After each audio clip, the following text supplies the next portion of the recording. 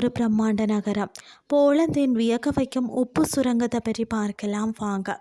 போலந்தின் கிராஃப்கோஃப் அருகே உள்ள வியேலெக்ஸ்கா உப்பு சுரங்கம் பார்த்தீங்கன்னு சொன்னால் 1.35 கோடி ஆண்டுகளுக்கு முன் உருவான உப்பு படிமங்களில் தோன்றிய 9 நிலைகள் கொண்ட 327 மீட்டர் ஆழம் 245 கிலோமீட்டர் நீளமுள்ள வரலாற்று சின்னமாகும். அதாவது காஷ்மீர் மன்னர் காலத்தில் அரசின் முக்கிய வருவாய் மூலமாக இருந்த இதுதான் 2ஆம் உலகப் போரில் ரகசிய தொழிற்சாலையாகவும் பயன்பட்டதா.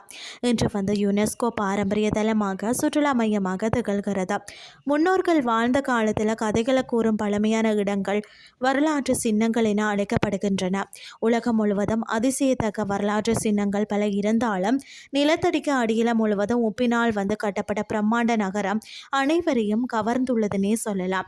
சாதாரணமாக பார்க்கும்போது ஷாப்பிங் மால் போல தோன்றும் போலந்தின் அதாவது கிராஃப்கோஃப் நகருக்கு அருகில் அமைந்துள்ள வியேலிச்கா உப்பு சுரங்கம் விசித்திரமான அழகான வரலாற்று சின்னங்களில் ஒன்றாக உள்ளது.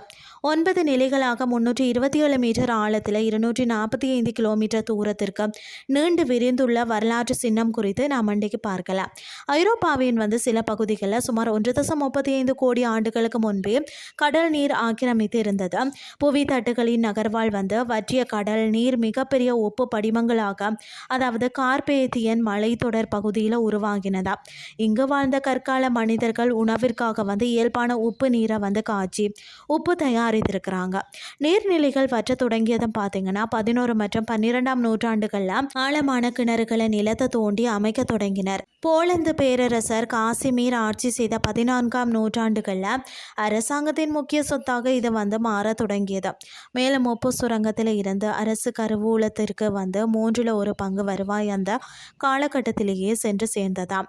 அதாவது ஆழமான இந்த நிலத்தடி சுரங்கம் ஜெர்மனி நாட்டு போர் விமானங்களின் பாகங்களை தயாரிக்கும் ரகசிய பட்டறையாக 2ஆம் உலக போரின் போது பயன்படுத்தப்பட்டதா. இங்குள்ள சுரங்க தொழிலாளர்களுடன் பேசுவதற்கான அனுமதி கூட இல்லாத வகையில தான் அருகில் இருந்த செறிவு முகாம்களில் இருந்து அழைத்து வரப்பட்ட போர்க்கைதிகள் வேலை செய்ய அதாவது கட்டாயப்படுத்தப்பட்டனராம். உப்பு சுரங்கத்தின் சிறப்பம்சமாக இங்குள்ள கலைப்படைப்புகள் உள்ளது. பல பிரம்மாண்டமான அரங்கங்களையும் தேவாலயங்களையும் ஒப்பக்குடைந்த சுரங்க தொழிலாளர்களை உருவாக்கி உள்ளது அதிசயமாக பார்க்கப்படுகிறது. 67 ஆண்டுகால உழைப்பில் முழுவதும் உப்பினால் செதுக்கப்பட்ட புனித கிங்கா தேவாலயம் தரைமட்டத்தில் இருந்து பார்த்தீங்கன்னா 101 மீட்டர் ஆழத்தில் அமைந்துள்ளது. மேலும் இங்கு முழுவதும் உப்பினால் செதுக்கப்பட்ட பிரம்மாண்ட விளக்குகள் மற்றது 2ஆம் ஜான் பால் போப் அவர்களின் சிலை அனைத்தும் கலைநயம் மிக்க படைப்புகளால் காட்சி தருகின்றன. யுனெஸ்கோ 1978ஆம் ஆண்டிலேயே உலக பாரம்பரிய சின்னமாக இந்த உப்பு சுரங்கத்தை அறிவித்தது. வருடம் தோறும் சுமார் 12 லட்சம் சுற்றுலா பயணிகள் இங்கு வருகை தரார்கள்.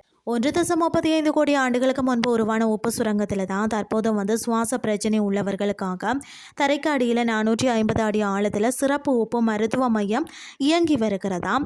36 பேர் ஒரே சமயத்தில் செல்லக்கூடிய லிப்டின் வழியாக சுற்றுலா பயணிகள் இறங்கி சுரங்கத்தை அடைகிறார்களாம். இந்த ஆழமான வரலாற்று பதிவின் மூலம் பார்த்தீங்கன்னா மனிதனின் வியத்தகு உழைப்பு, பண்டைய பொறியியல் நுட்பங்கள் மற்றது இயற்கை அளித்த உப்பின் மருத்துவ பண்பாடுகளை புரிஞ்சு கொண்டும் உங்கள் பயண அறிவையும் வரலாற்று பார்வையையும் புதிய உயரத்திற்கு உயர்த்தி கொள்ள முடியும். இன்றைய கிறிஸ்டி உங்களுக்கும் பிரயோசனமாக அமைஞ்சிருக்கும்னு சொல்லி நான் நம்புறேன். இதே மாதிரி மற்றும் ஒரு கிறிஸ்டின் வயலுக்கு உங்களை சந்திக்கிறேன். நன்றி.